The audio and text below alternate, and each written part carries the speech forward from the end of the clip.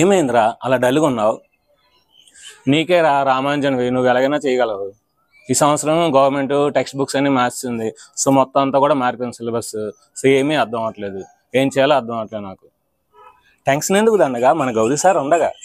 So అందుకని మనకి ఏంటంటే ఈ సంవత్సరం 6th క్లాస్ నుండి 9th క్లాస్ వరకు సో మొత్తం గవర్నమెంట్ టెక్స్ట్ బుక్స్ అన్ని కూడా మారాయి కనుక సో 6th నుండి 9th క్లాస్ వరకు ఉన్న మ్యాథమెటిక్స్లోని కాన్సెప్ట్, అన్ని ఎక్సైజ్ ప్రాబ్లమ్స్, అన్ని example problems, try this do this మొత్తం అన్ని సమ్స్ కూడా మన ఛానల్లో సారు ఈ సంవత్సరం మనకి ఎక్స్ప్లెయిన్ చేయబోతున్నారు కనుక సో నువ్వు దేని గురించి వరి అవ్వద్దు. కాబట్టి ఛానల్ని సబ్స్క్రైబ్ చేయండి, లైక్ చేయండి. Hi friends, welcome to Gauri smart channel.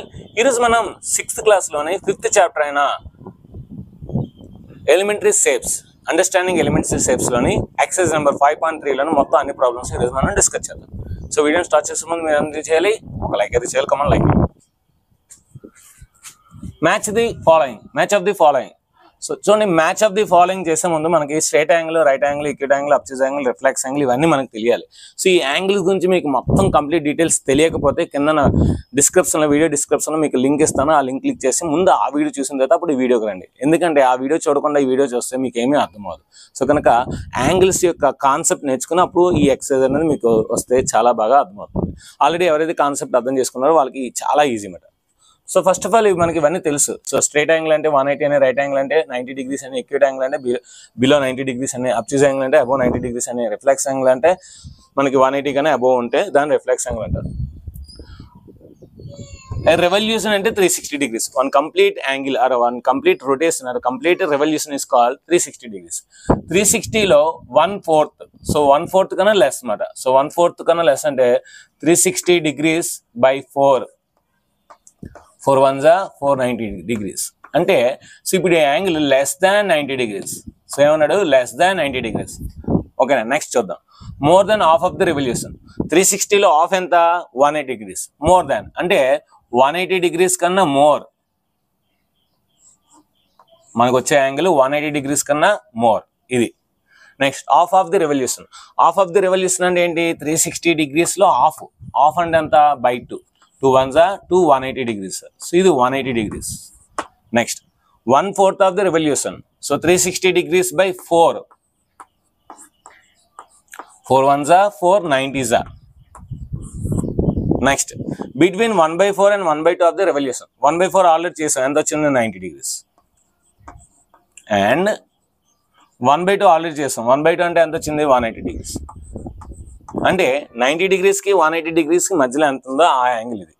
One complete revolution, one complete revolution or one complete angle or one complete rotation is nothing but 360 degrees. ఇప్పుడు ఈ యాంగిల్స్ అన్ని రాసుకున్నాం కనుక అప్పుడు చాలా ఈజీ అయిపోతుంది, మ్యాచింగ్ అనేది చాలా ఈజీ అయిపోతుంది. Let us see.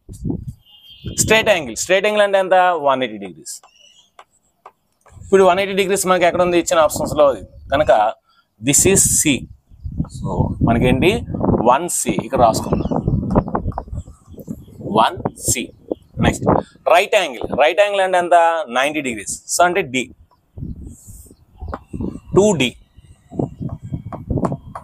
2D. Next acute angle, acute angle అంటే ఏంటి, 0 కన్నా ఎక్కువ ఉండాలి, 90 degrees కన్నా తక్కువ ఉండాలి. సో లెస్ దాన్ 90 degrees అంటే ఏంటి, 3A, 3A. Next అబ్ట్యూజ్ angle, obtuse angle ఏంటండి, 90 degrees కన్నా ఎక్కువ ఉండాలి, 90 degrees కన్నా ఎక్కువ ఉండాలి, 180 degrees కన్నా తక్కువ ఉండాలి. సో చూడండి, బిట్వీన్ 90 అండ్ 180. బిట్వీన్ అంటే అర్థం ఏంటి, 90 కన్నా ఎక్కువ, 180 degrees కన్నా తక్కువ అంటే అబ్ట్యూజ్ యాంగిల్ అనేది E. So 4th one E.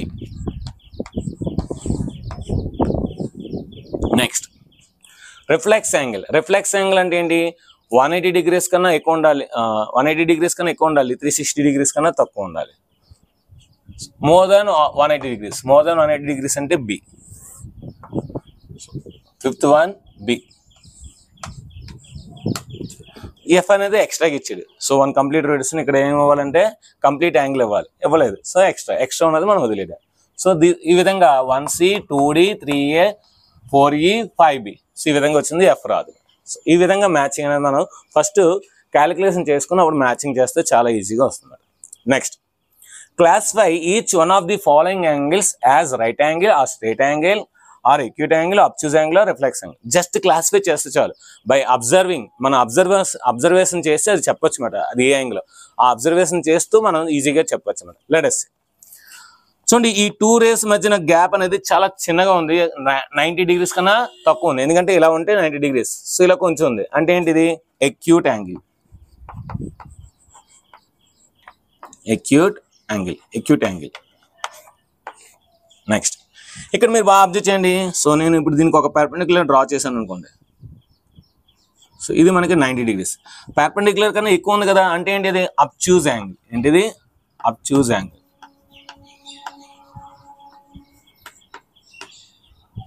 Next ఇక్కడ మీరు బాగా అబ్జర్వ్ చేయండి, ఈ రెండు కూడా ఒకదానికొకటి పర్పెండిక్యులర్. సో చూడండి, పర్పెండిక్యులర్ అంటే ఏంటిది? If the angle between 2 rays is perpendicular to each other, then that is called right angle. So దీన్ని ఏమంటాం మనం? రైట్ యాంగిల్ అంటాం. Right angle. ఇక్కడ చూడండి, సో ఈ రెండు మధ్యన మనకి ఎక్యూట్ యాంగిల్ ఉంది. అంటే మొత్తం కంప్లీట్ యాంగిల్ ఒక ఎక్యూట్ యాంగిల్ తీసేస్తే వచ్చేది మనకి ఈ యాంగిల్. అంటే ఏంటి? అది రిఫ్లెక్స్ యాంగిల్. ఎందుకంటే మోర్ దాన్ 180 degrees కనుక దీని ఏమంటారు? Reflex angle.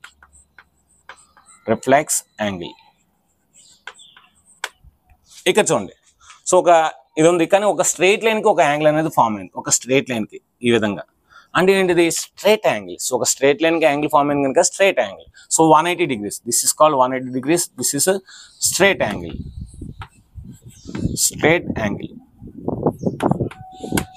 ఇక్కడ ఎం అనే ఒక లెటర్ కి ఇక్కడ ఒక చిన్న యాంగిల్, ఇక్కడ ఒక చిన్న యాంగిల్ చూడగానే తెలిసిపోతుంది. Acute angle or acute angle. So ఇది ఫ్రెండ్స్ మనకి ఎక్సర్సైజ్ నెంబర్ 5.3లోని మొత్తం అన్ని ప్రాబ్లమ్స్ మనం డిస్కస్ చేసాం. మీకు ఈ వీడియో బాగా అర్థమైంది అనుకుంటున్నాను. వీడియో నచ్చితే మనకు లైక్ చేయండి, షేర్ చేయండి, కామెంట్ చేయండి, సబ్స్క్రైబ్ చేయండి, మీ ఫ్రెండ్స్ అందరికీ షేర్ చేయండి. Thank you very much. Bye. ఈ వీడియో కనుక నచ్చినట్లయితే లైక్ చేయండి, షేర్ చేయండి, అదేవిధంగా కామెంట్ చేయండి. Thank you very much. Bye.